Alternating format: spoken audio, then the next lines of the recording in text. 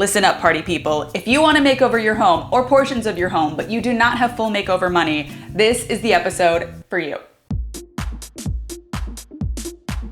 Welcome to another tip-filled episode of Laugh Cry DIY. I am your host, Katie, and today we are diving into low-budget, high-impact ways that you can update, refresh, or remix your space if you are on a super tight budget. Maybe you're decorating your home from scratch. Maybe you're like me and you just get restless and want to mix things up. Either way, I'm gonna dive into 10 tips, tricks, and ideas you can use to remake over a small portion of your space, a larger portion of your space. These ideas are all $100 or less, or free if you have a lot of DIY supplies. They're all pretty renter friendly. They're all easy ways to add personality to your space. And I also have some fixes for some common design dilemmas that you guys have DM'd me about or that I have faced in my own home. So if you're feeling uninspired, let's inspire. Starting with the number one, which is make over your sofa. This is one of the most common questions/complaints I get. It's one of the more common pain points in homes.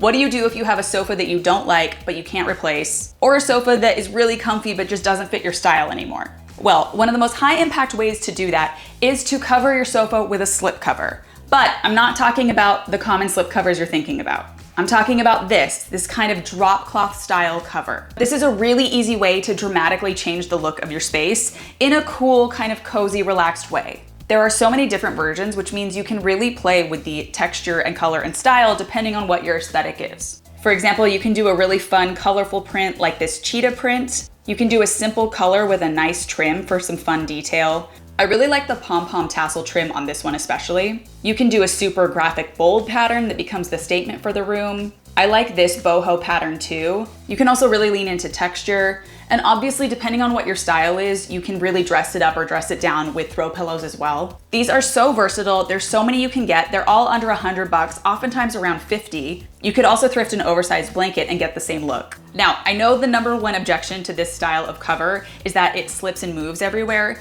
but I will say two things. Number one, if you're trying to get covers that actually fit your couch, those always tend to be just this much off and you have to do so much resetting of them. But the drop cloth style is so much easier to reset because you really are just like flopping it back on and restyling. There's also a product you can get, I will link below. These are called slipcover grips or tucks, and you can use them to tuck into certain places to keep the drop cloth in place. This is also a really great cheap solve for a sofa that you have in maybe a guest room or a basement lounge where you want to add a little more personality, but you don't want to have to totally spend thousands of dollars on replacing it. And again, they're just so versatile that no matter what your aesthetic is, there is a sofa slipcover for you.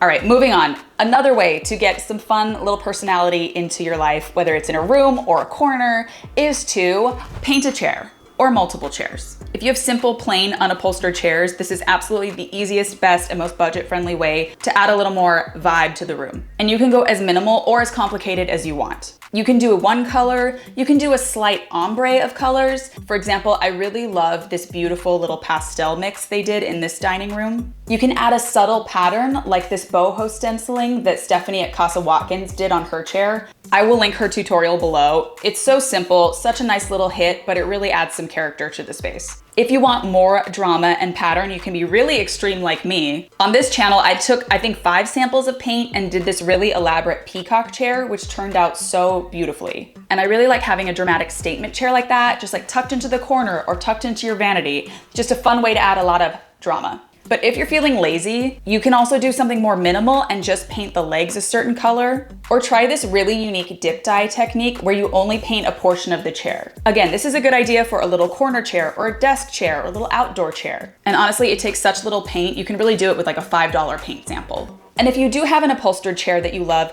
you can actually paint fabric chairs. On this channel, I actually painted a fabric ottoman to look like faux leather, and you do that using fabric softener and paint. I will link that video below if you're interested. But really, there are so many ways to get creative with it, whether you're doing one chair or a full set of dining chairs. Now, moving on, let's talk about something you can do if you don't want to DIY and you just want to use stuff you already have. And that is simply to restyle your shelves. Now, there are the usual ways you can sass up your bookshelves with like books and plants and baskets, but there are some other cool, unusual, more eclectic ways to do it if you just want to shop your house or change things up seasonally. For example, you can hang items on the wall behind your shelves instead of just stacking everything onto the shelves. This is cool because it adds a little visual space and it turns every shelf into its own sort of framed gallery. Another cool thing to do is to group items by color, but I'm not just talking about doing your books as a rainbow, which I know is very polarizing. Instead, you can color block and group multiple items in the same color family on different shelves. I really love how they did this here. I think it's eye-catching and it adds some visual variety. You can also group collections of things. Like I adore this collection of vintage planters and vases. And even if you don't have a huge collection of things, just dedicating one shelf to your full collection is really cute. You also don't have to do traditional objects on a bookshelf. You can grab stuff from your kitchen, you can grab stuff from your bedroom. Like I love this living room shelf, which features a ton of kitchen plates. That is a really awesome idea if you are a thrifter. I also think kitchen stuff is especially cool to put on shelves when you're not using it. For example, you could display your beautiful glassware. Like I really like how they tucked these blush pink glasses on the bottom shelf. Adding that glass is also a nice way to get different materials onto your shelves. Another one of my favorite hacks is to use unusual objects as bookends. For example, in my house, I used these gold palm candlesticks as bookends for years. And I do have another video on tips for styling shelves, which I will also link below. That said, maybe you don't have a ton of bookshelves to style, but I can guess that you probably, most likely, 100% have some sort of picture frames or gallery wall, in which case I would suggest, why not paint your picture frames? If you're feeling very lazy, very cheap, but very bored, painting your picture frames is like the #1 way to get some more color and personality into your life. And it's a cool way to either make your gallery wall feel more cohesive or more eclectic. For example, you can paint the frames all one color to create cohesion like they did with these pink frames, or you can just add a single pattern like these cute little stripes. You can also choose one pattern but do them in multiple colors like they did with all these different types of stripes. Or if you're feeling more dramatic and more eclectic, you can do all different patterns and colors to add a ton of visual variety. But frames are not the only thing you can paint. You can also consider painting the inside mat around the photos. Doing simple bold colors can really make your artwork pop more. Or if you want to add more drama, you can also paint patterns onto the mats. Again, with little stripes or flowers or something like that. And I love painting frames because it is one of the cheapest and easiest lazy girl weekend projects that makes a really big difference. And it's also a great way to use up paint if you have a ton of paint in your stash.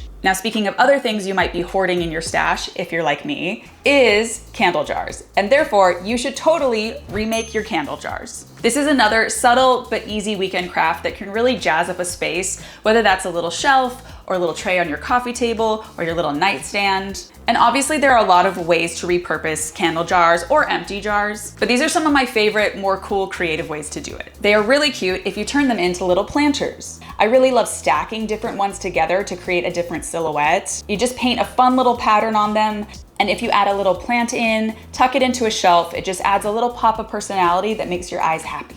I also really love using clay to make them over. Like one time I turned this little empty candle jar into a cute little wrapped present with a built-in match holder on the top. Very cute, very simple, very easy, and also a very cute gift if you want to give it to somebody. I also love the trick of creating a faux terracotta paint by adding a little bit of baking soda to any paint. I once made over a candle jar by adding some large beads as feet, painting the whole thing in a faux terracotta, adding a little bit of wallpaper that I painted to it, and turning the whole thing into another cute kind of planter. Or if you wanted to do something more dramatic, I also painted a bunch of candle jars and vases to put in my fireplace. You could also do the same style of thing to fill up a shelf. Another time, I wrapped a little empty jar in raffia and some dried florals to create a really cute little pencil holder. You can also use Mod Podge to color clear glass. I did that with some various crystal vessels to turn them back into candle holders. But really, it's all about tweaking the color or the texture or the silhouette or grouping a bunch of them together to create a more kind of eye-catching moment. And again, it is a great way to justify your own hoarding behaviors. Now, next up is probably the absolute easiest way to make something over, and it takes practically no effort, and that is to simply add legs. If you don't want to get new furniture, but you do want to mix up your style, simply add or swap legs to your furniture. This is a great way to change the look of your sofa or a cabinet in a really subtle or very dramatic way. And there are so many different types of legs you can get. For example, you might do a mid-century modern leg on a sofa for a more clean look. Or you can add turned wood legs, which are a little bit more traditional, as you can see on this sofa and this ottoman. There are also sculptural legs that are really interesting. Like, I really like these red ones that add height as well as an interesting silhouette and color, which can also be especially cool in a kid's room. And again, the silhouette can make a huge difference. For example, look at how these wood ball feet totally change this simple cabinet. If you have IKEA furniture, there's a company called Pretty Pegs, and they make a ton of different legs meant to go on IKEA furniture.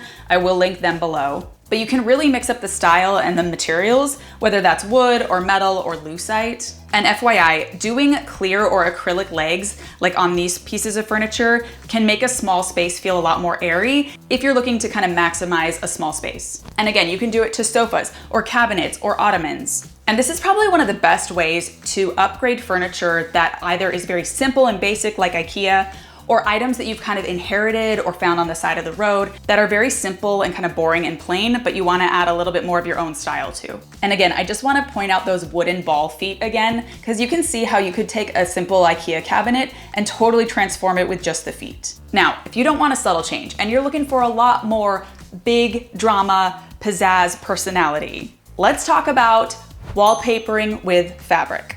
On this channel, I have spoke many times about the power of using liquid starch and fabric to transform things. Liquid starch is a really cool, renter-friendly adhesive you can use to wallpaper things, whether that's walls or furniture. For example, on this channel, I've used liquid starch and a patterned bed sheet to create a faux headboard in a really small studio. I also transformed my own kitchen by covering my very boring cabinets in pink fabric. It has held up beautifully. It cost me, I think, around $100. That episode is linked below if you want to check that out. You can also add fabric to any piece of furniture if you want to get more color and pattern in your life. For example, I love how Diane Henkler of In My Own Style did this to a plain white dresser. Adding that little pop of fabric is so bright and cheery, and it's such a great low budget hack. You can also do this to an accent wall, or the inside of a closet, or a cabinet, or the back of a bookcase. It's so versatile, and again, you can go to the fabric store, you can pull bed sheets, you can thrift fabric. I'm telling you, it can add major drama, and it is so budget friendly. It's also a lot more forgiving than working with real wallpaper. For example, for my own cabinets, it took a while to put up, but you peel it off like that, and it is way easier to do than paint and repaint something. It's also a great way to experiment with something if you're not sure if you want to commit to a certain color. So I will be including links below for a liquid starch as well as a DIY liquid starch recipe you can make on your own if you're not able to access liquid starch. All right, next stop on the train of big impact, little effort things is adding a trim. I'm a colorful maximalist, so I'm a big fan of adding a trim to anything to zhuzh it up. You could add a length of trim to your sofa, which gives so much texture and drama, as you can see here. You can add colorful tassels to a pair of curtains like this. You could probably do this with like 30 bucks of colorful yarn. And I know that because I once made 150 tassels out of yarn to add to my curtains. And I am especially fond of tassels because they do just add a little something extra. For example, in my own dining room makeover, I added colorful tassels to all of the pillows on my banquette. You could also do the same thing to a rug. It just adds a nice hit of color and texture and coziness. So big fan of tassels over here. People also love to add trim to mirrors. For example, I love how they added this beaded trim right here. I've also used dollar store supplies to add trim to frames. I'll link that video below as well. But again, you can add trim to anything. I also really love trim on furniture. Like, I love how they added this cute scallop trim to this dresser. It's really simple, but makes a really big impact. And you could easily do that to any shelf or cabinet or vanity. And of course, you can always just paint a trim around something. Like, I love this little stripe trim border they did here. And even just painting your own molding trim is a great way to add color to a space. And now let's talk about nature's favorite way to paint with color, which is by adding a plant. Plants are a beautiful thing to decorate with, and they don't just have to be accessories, they can be the art or the decor. Some people suggest having a plant in every room, which I do think is a lovely idea if you have enough light. But really, plants are just such a great way to fill empty corners or blank spaces or funky spots that you just don't know what to do with. For example, you can create a dramatic gallery wall of plants to fill a big wall like this. This is such a statement, and I think it's so beautiful. You can also mix up the size and go with smaller plants on a wall. I love how they did that here. I also really love small propagation stations that you can kind of tuck wherever. Like, I love this one tucked by a kitchen window.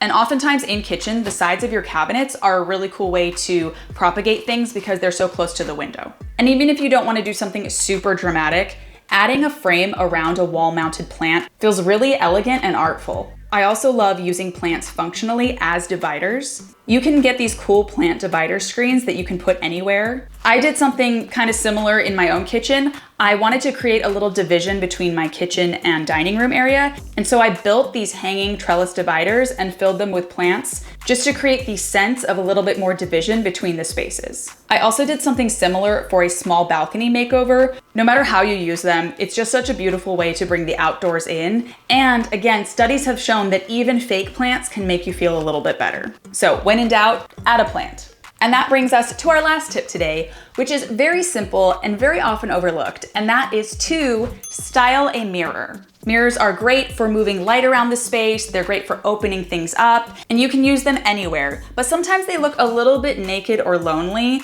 especially if you have a large freestanding mirror or a mirror kind of leaned against a mantle or something like that. Luckily, there are some very simple ways that you can warm it up and make things feel a little bit more layered and cozy. Of course, you can always add plants to create a little bit more of a relaxed vibe. I especially like tucking a little stool or a little side table or a little plant stand next to it just to give some variable height. You can even just set a simple basket with a blanket next to it for a little bit more coziness, or play with scale and add a really large standing vase. And I'm always a fan of adding a little rug or textile to warm things up. So for example, if you add a sheepskin or a faux fur rug, it really feels super, super cozy. That's also a nice way to kind of define it and make it feel like its own space. And another kind of cool, unusual, eclectic thing you can do if you like mirrors, or if you're like me and you kind of constantly see really cool mirrors at the thrift store, is to layer your mirrors together. This stacking technique can be really cool on a mantle. It can look really cool with different sizes of mirrors layered against the wall.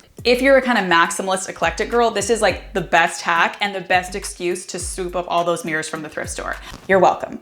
And that, my dear, completes today's roundup of tips and ideas. If you found any of these interesting or inspiring, please like, please subscribe. We're always trying to grow the channel, let's be real. And if you have any ideas or tips of your own, please drop them below. I love hearing from you guys. You guys have such cool ideas. And let me know if there's any other type of specific tips and tricks, ideas, videos you'd like me to make. If you like more DIYs and fun inspiration, make sure to sign up for my newsletter, which is also linked below. I just send out a monthly little roundup of inspiring tips, tricks, and ideas that you can also incorporate into your home. Most importantly, I hope you can use any of these ideas in your home. And if you do, feel free to email me, go to my website, hit me up in the DMs. I always love to be creepy and see your guys' little home nudes. So feel free to send them my way. All right, see you next time.